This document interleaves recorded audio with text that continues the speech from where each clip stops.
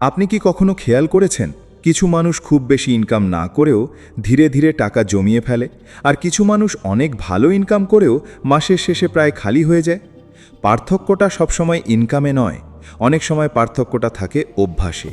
কারণ টাকা শুধু পকেট থেকে খরচ হয় না, টাকা খরচ হয় আমাদের প্রতিদিনের ছোট ছোট সিদ্ধান্ত থেকে।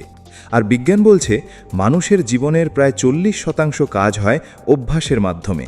মানে আমরা অনেক কিছু চিন্তা করে করি না, অটো পাইলট মোডে করি। তাই যদি অভ্যাস বদলানো যায় তাহলে টাকা জমার পুরো সিস্টেমটাই বদলে যেতে পারে। ধরুন একজন মানুষ প্রতিদিন সকালে ঘুম থেকে উঠে মোবাইল হাতে নিয়ে সোশ্যাল মিডিয়া স্ক্রোল করতে করতে অনলাইন শপিংয়ের বিজ্ঞাপন দেখে। একদিন কিছু কিনল, দুদিন কিছু কিনল, তারপর সেটা একটা নিয়মে পরিণত হলো।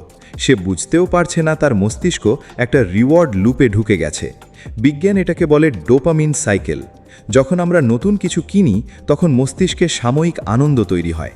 এই আনন্দের জন্য মানুষ বারবার খরচ করতে চায়, কিন্তু সমস্যা হলো সেই আনন্দ কয়েক ঘন্টা বা কয়েক দিনের বেশি থাকে না।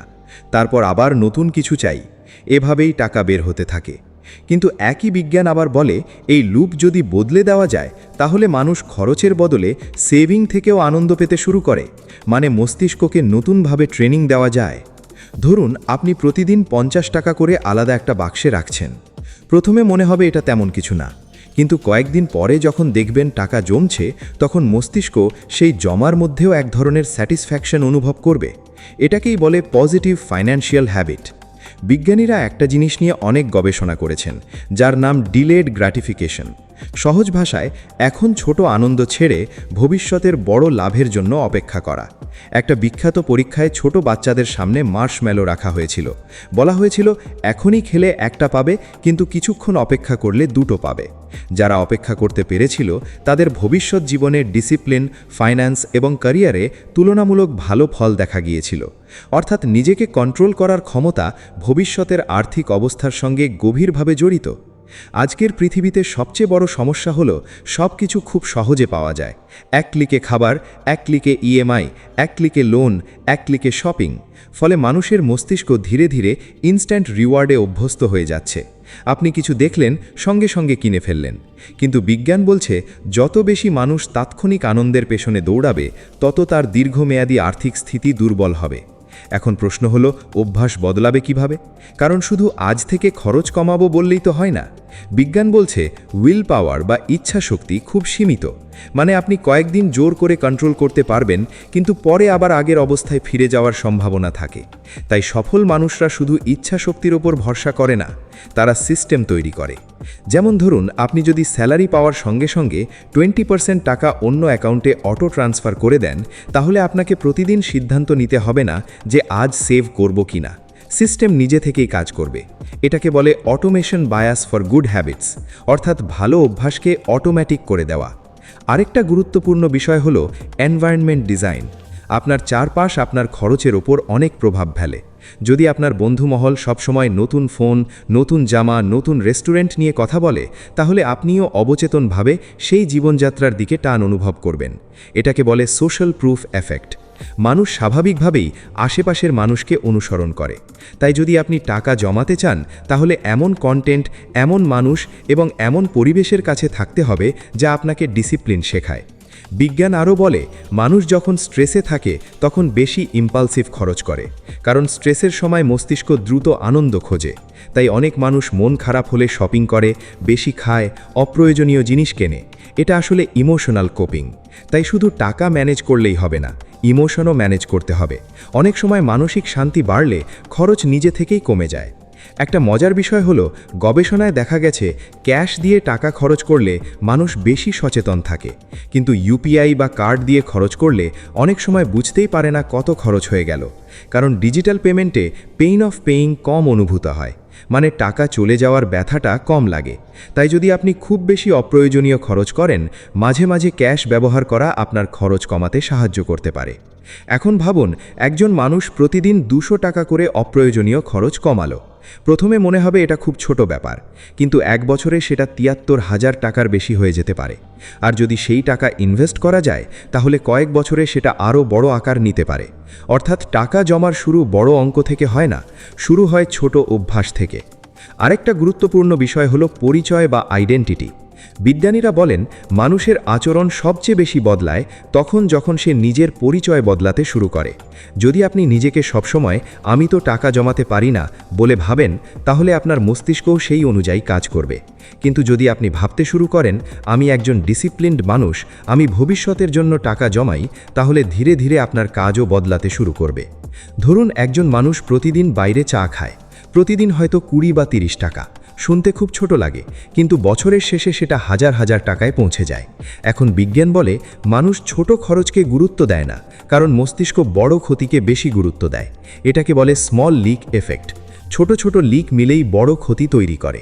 এখন অনেকেই বলবেন আমার ইনকামই কম, আমি কিভাবে সেভ করব। কিন্তু গবেষণা বলছে সেভিংয়ের অভ্যাস ইনকামের পরিমাণের ওপর পুরোপুরি নির্ভর করে না। কারণ যারা কম ইনকামেও ছোট করে সেভিং শুরু করে তাদের মস্তিষ্কে একটা আর্থিক শৃঙ্খলা তৈরি হয়, পরে ইনকাম বাড়লেও সেই অভ্যাস কাজে লাগে। অন্যদিকে যারা শুধু ভাবে ইনকাম বাড়লে সেভ করব, তারা অনেক সময় ইনকাম বাড়ার পরও সেভ করতে পারে না, কারণ খরচও সঙ্গে সঙ্গে বেড়ে যায়।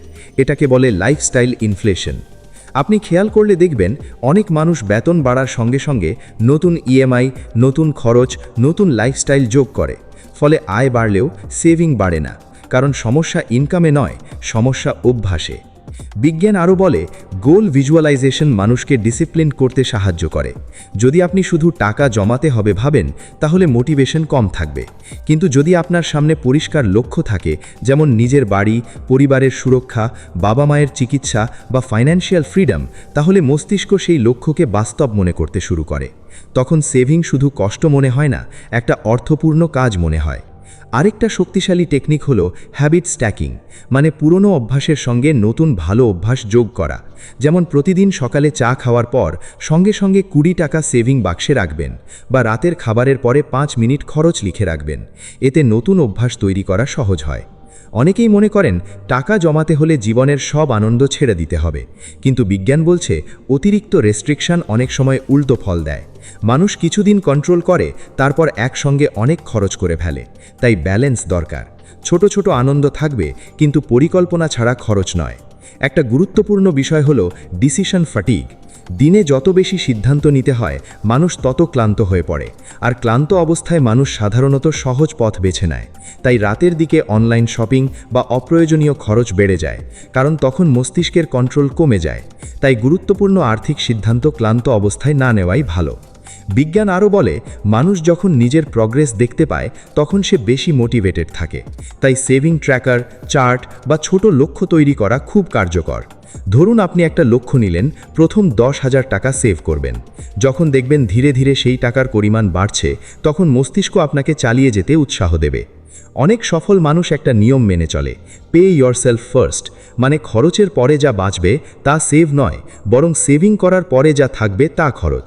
এই ছোট্ট মানসিক পরিবর্তন পুরো আর্থিক ভবিষ্যৎ বদলে দিতে পারে। আজকের সোশ্যাল মিডিয়ার যুগে আরেকটা বড় সমস্যা হলো কম্প্যারিজন ট্র্যাপ। আপনি অন্যের জীবন দেখে নিজের জীবনকে ছোট ভাবতে শুরু করেন। কেউ নতুন গাড়ি কিনেছে, কেউ বিদেশ ঘুরতে গেছে, কেউ দামি ফোন ব্যবহার করছে, কিন্তু আপনি জানেন না তার পেছনে কত লোন, কত ইএমআই, কত চাপ আছে। বিজ্ঞান বলছে অতিরিক্ত তুলনা মানুষকে অপ্রয়োজনীয় খরচের দিকে ঠেলে দেয়, কারণ মানুষ তখন জিনিস কিনে নিজের স্ট্যাটাস প্রমাণ করতে চায়। কিন্তু বাস্তবতা হলো সত্যিকারের আর্থিক শক্তি দেখাতে হয় না, সেটা অনুভব করা যায়। যখন আপনার কাছে ইমার্জেন্সি ফান্ড থাকে, যখন হঠাৎ সমস্যা এলেও আপনি ভেঙে পড়েন না, তখনই আপনি আসলে শক্তিশালী। গবেষণায় আরও দেখা গেছে যারা নিয়মিত নিজের খরচ লিখে রাখে তারা তুলনামূলক বেশি সেভ করতে পারে, কারণ সচেতনতা আচরণ বদলায়। আপনি যখন দেখবেন ছোট ছোট জায়গায় কত টাকা বেরিয়ে যাচ্ছে, তখন নিজেই অনেক সিদ্ধান্ত বদলাতে শুরু করবেন। আরেকটা বিষয় খুব গুরুত্বপূর্ণ, ঘুম এবং অর্থনৈতিক সিদ্ধান্ত। ঘুম কম হলে মানুষের ইম্পালস কন্ট্রোল কমে যায়, ফলে বেশি খরচ, বেশি ঝুঁকিপূর্ণ সিদ্ধান্ত এবং কম ধৈর্য দেখা যায়। মানে ভালো ফাইন্যান্সিয়াল ডিসিপ্লিনের সঙ্গে ভালো লাইফস্টাইলও জড়িত। আপনি যদি সত্যিই টাকা জমাতে চান, তাহলে শুধু আরও বেশি আয় নিয়ে ভাববেন না। ভাবুন আপনার প্রতিদিনের অভ্যাস আপনাকে ধনী করছে নাকি ধীরে ধীরে দুর্বল করছে। কারণ ভবিষ্যৎ একদিনে তৈরি হয় না, প্রতিদিনের ছোট ছোট সিদ্ধান্ত মিলেই ভবিষ্যৎ তৈরি হয়। আজ আপনি 10 টাকা বাঁচালেন, কাল 50 টাকা সেভ করলেন, পরশু একটা অপ্রয়োজনীয় খরচ বন্ধ করলেন।